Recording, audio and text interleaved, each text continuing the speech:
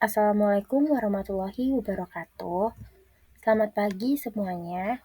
Di sini kami dari kelompok 7 akan mempresentasikan apa yang telah kami diskusikan mengenai sistem saraf dan pengaruhnya terhadap perilaku manusia. Di sini saya akan memperkenalkan anggota kelompok yang terdiri dari Aufa Alicia, Raden Ajeng Naswa, Salma Bahira, dan Tengku Nadila. Sistem saraf merupakan kumpulan dari sel-sel saraf yang disebut neuron. Neuron-neuron saling berkomunikasi satu sama lain untuk menyalurkan pesan. Neuron memancarkan pesan ke neuron lain melalui substansi kimia yang disebut neurotransmitter. Neurotransmitter mengakibatkan perubahan kimia pada neuron penerima. Perubahan-perubahan tersebut menyebabkan akson mengirim pesan dalam bentuk listrik. Neuron manusia yaitu dasar sistem saraf manusia untuk menerima dan mengirimkan sinyal listrik dan kimia. Adapun beberapa fungsi dari neuron manusia. Yang pertama, menerima masukan sensorik dari dunia luar. Yang kedua, mengirimkan perintah motorik ke otot-otot. Yang ketiga, mengubah dan menyampaikan sinyal ke listrik. Dan yang terakhir, mengkomunikasikan sinyal ke sel target seperti neuron lain, otot, atau kelenjar. Bagian sistem saraf. Sistem saraf terdiri atas dua bagian, yaitu sistem saraf pusat atau SSP dan sistem saraf tepi SST. Sistem saraf pusat terdiri atas otak dan sumsum tulang belakang. Sedangkan sistem saraf tepi yaitu tersusun atas penerima dan penyalur pesan sensoris dari organ sensoris ke otak dan tulang belakang, dan penyalur pesan dari otak atau tulang belakang ke otot maupun ke kelenjar. Sistem saraf pusat atau SSP.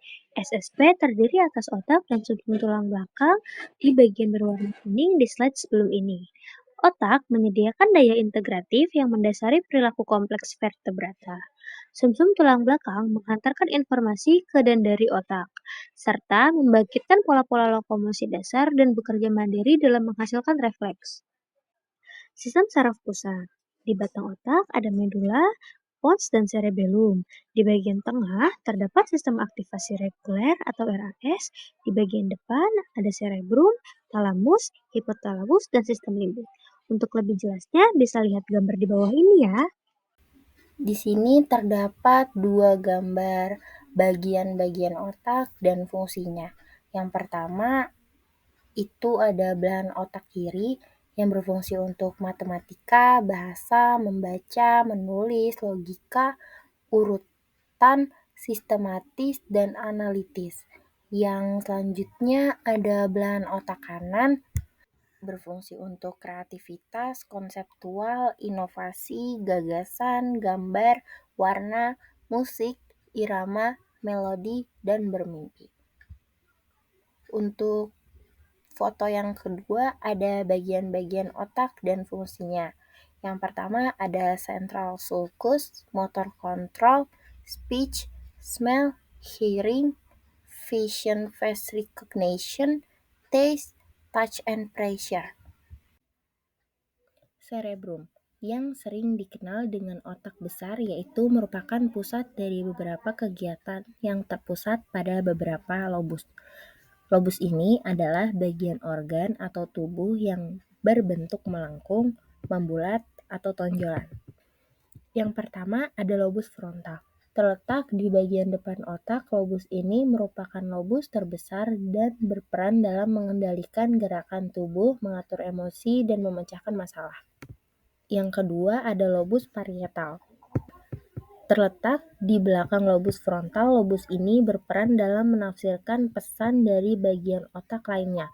Contohnya seperti berpikir dan pengaturan memori. Yang ketiga ada lobus temporal. Terletak di kedua sisi kepala, lobus ini berperan dalam fungsi pendengaran, memori, dan emosi. Yang keempat ada lobus occipital.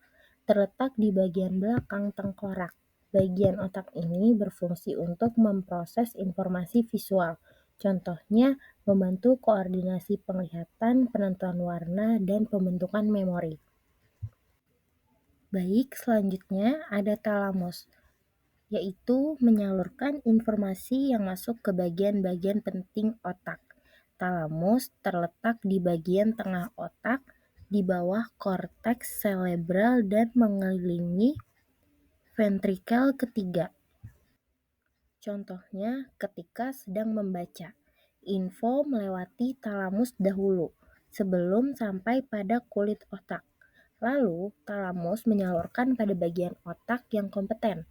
Tetapi ada kalanya talamus langsung menyampaikan informasi pada amigdala. Amigdala ini adalah bagian otak yang berperan dalam proses emosional, perilaku, dan ingatan. Sehingga informasi itu ditanggapi secara cepat dan emosional. Fungsi talamus. Yang pertama sebagai pusat relay untuk informasi sensorik dan motorik yang masuk dari tubuh ke otak. Yang kedua mengatur kesadaran dan kewaspadaan.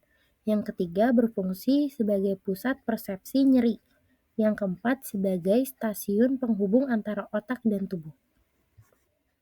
Hipotalamus merupakan bagian dari otak yang merupakan pusat lapar, kenyang, perilaku seksual, pengaturan keseimbangan tubuh seperti suhu, tekanan darah, dan detak jantung.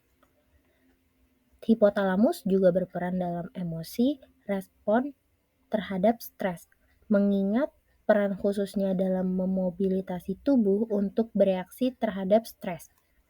Kerusakan pada salah satu nuklei yang terdapat dalam hipotalamus akan menyebabkan gangguan perilaku yang berkaitan dengan motivasi, misalnya makan, minum, pengaturan suhu tubuh, perilaku seksual, atau tingkat aktivitas tubuh. Sistem limbik.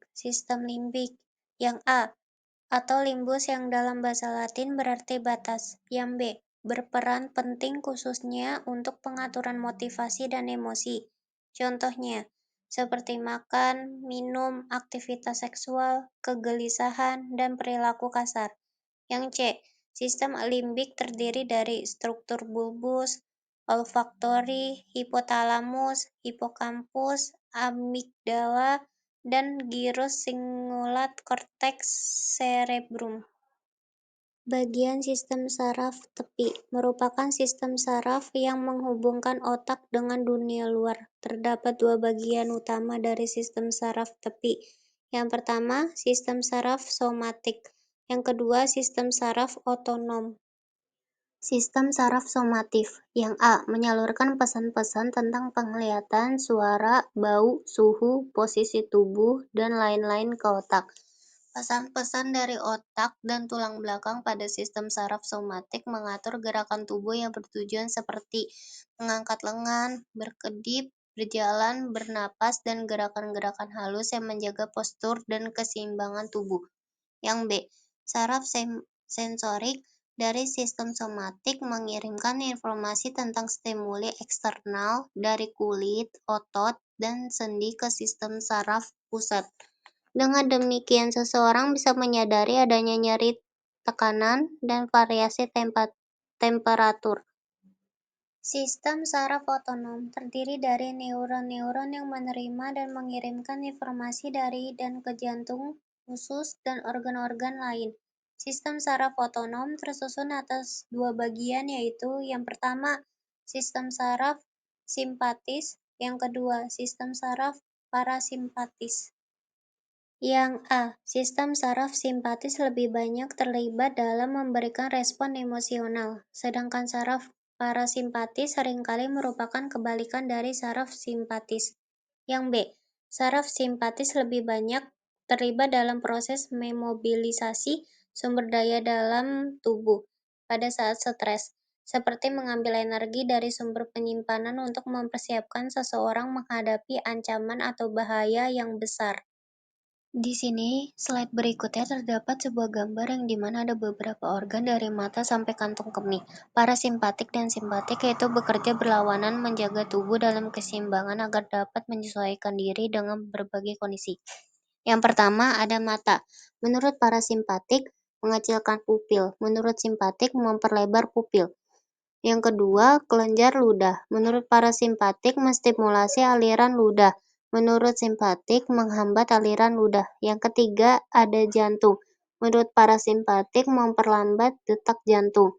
Menurut simpatik, mempercepat detak jantung. Yang keempat, paru. Menurut parasimpatik, memperlebar bronkus. Menurut simpatik, mengerutkan bronkus.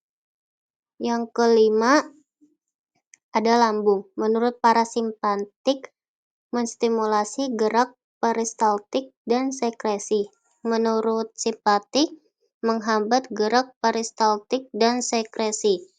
Yang keenam ada hati. Menurut parasimpatik, menstimulasi pelepasan bilus. Menurut simpatik, menstimulasi perubahan glikogen ke glukosa. Yang ketujuh ada kelenjar adrenal. Menurut simpatik, sekresi adrenalin dan noradrenalin. Yang ke-8 ada kantung kemih. Menurut parasimpatik, mengerutkan kantung kemih. Menurut simpatik, menghambat kontraksi kantung kemih. Koordinasi sistem saraf, area motorik. Area ini mengendalikan pergerakan tubuh yang disadari volunter. Bila area ini distimulasi dengan aliran listrik, maka akan terjadi pergerakan pada bagian tubuh secara spesifik. Kerusakan pada area ini akan mengganggu proses terjadinya pergerakan. Koordinasi sistem saraf ini terjadi saling berseberangan. Area somatosensorik. Bila area ini distimulasi dengan listrik, maka menghasilkan pengalaman sensorik pada bagian tubuh secara kontralateral. Pengalaman sensorik itu dapat berupa panas, dingin, sentuh, nyeri, dan lain-lain. Area visual terdapat pada bagian belakang dari lobus occipitalis yang dikenal sebagai pusat penglihatan. Area auditorik ditemukan pada lobus temporalis yang terdapat pada masing-masing hemisfer. Kedua telinga direpresentasikan pada kedua sisi otak, namun arah koneksinya bersifat kontralateral. Area asosiasi frontal terletak di lobus frontalis, memiliki peranan penting dalam proses berpikir untuk memecahkan masalah. Area asosiasi posterior terletak di dekat area sensorik, yang terdiri dari beberapa sub-area yang berperan dalam beberapa sensasi tertentu.